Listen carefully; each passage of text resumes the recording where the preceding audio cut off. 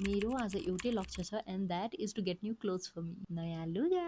मैले चाहिँ अनलाइनमा यो टप देखेको थिएँ and I was like oh my god that is so beautiful, I need that. I don't know कतिजनाले यो कुरा रिलेट गर्नुहुन्छ, तर मलाई चाहिँ अनलाइन सपिङ भन्दा पनि पसल गएर सपिङ गर्न मनपर्छ। अझ साथीहरूलाई कल गरेर यहाँ जाउँ न त्यहाँ जाउँ न भन्दै सपिङ गर्न जाने। ओ माई गड, अहिले त खासै साथीहरू छैन, त्यो एउटा बुढालाई लिएर जान्छु जहाँ पनि म। यु गाइज यो grey pant is identical to यो मेरो बेजवाला प्यान्ट, फेब्रिक पनि सेम रहेछ, डिजाइन पनि सेम क्या। अनि I honestly love that pant so much के। एस्थेटिक स्टोरमा चाहिँ मेरो सेकेन्ड टाइम हो र लास्ट टाइम चाहिँ म विन्टरमा गएको थिएँ। यहाँ चाहिँ धेरै जस्तो तपाईँले फर्मल अफिस वेयर हुन्छ नि त्यस्तो पाउनुहुन्छ। You can also find semi formal stuff, अलिक क्याजुअल सिक खालको लुगाहरू हुन्छ नि त्यस्तो यस्तो पाउँछ कि यहाँ चाहिँ। मलाई चाहिँ यहाँको प्यान्ट एकदमै मनपर्छ र मसँग अलरेडी दुईवटा प्यान्ट छैन यहाँबाट।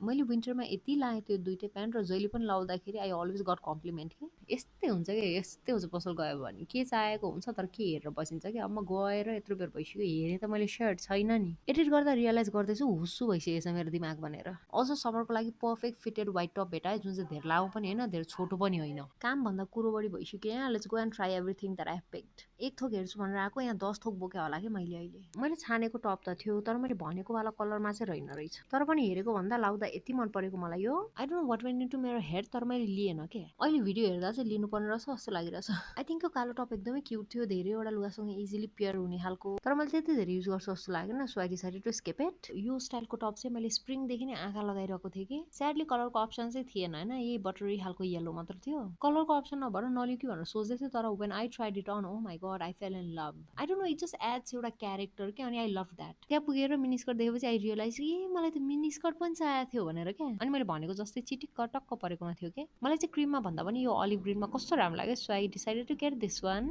I am planning to get यस्तो खालको जुत्ता होइन, तर I think I want something in plain, तर यो पनि लास्टै क्युट क्या। मलाई चाहिएको छ भनेर मेरो दिमागले कम्प्लिटली बिर्सेको एउटा चिज कालो टेलर्ड प्यान्ट। मैले यति लामो टाइमदेखि ओभरसाइज कालो टेलर्ड प्यान्ट किन्छु भनेर सोचिरहेको थिएँ, यहाँ आउने बेला पनि मेरो दिमागले सोच्न सकेको थिएन। त्यहाँ देखेपछि रियलाइज भयो कि oh my god I have been wanting to buy a कालो tailored pant for so long. I know मेरो one of the most repeated cloth नै यो हुनेवाला छ। मैले यो दुईवटा ब्लेजर पनि ट्राई गरेँ अनि यस्तो मन पर्यो नि मलाई कलर, मलाई लाग्ने भन्दा एक साइज ठुलोमा ट्राई गरेको यो जिन्स यस्तो राम्रो लागेको हो नि मलाई। अहिले चाहिँ मलाई रिग्रेट भयो कि त्यो जिन्स लिनुपर्ने रहेछ भनेर, त्यतिखेर कति धेरै छ जिन्स किन लिइरहनु र जस्तो लाग्यो क्या। अहिले भिडियो हेरेर चाहिँ हत तेरिका जस्तो लागिरहेछ। Let me know if you think I should go back and get the jeans and this top, किनभने यो दुइटै चिज मेरो मनमुटुमा बसिरहेछ। Anyways you guys I think it was a good shopping day. मलाई मन परेको खोजेको जस्तो चाहिएको जस्तो चिजहरू पाएँ। त्यसपछि आई वेन्ट अन अ चिया डेट विथ मेरो हस्बेन्ड। क्यामराम्यानलाई अलिकति रिवार्ड दिनु पर्यो नि, के गर्नु फेरि अर्कोचोटि भिडियो नखिच्दैला।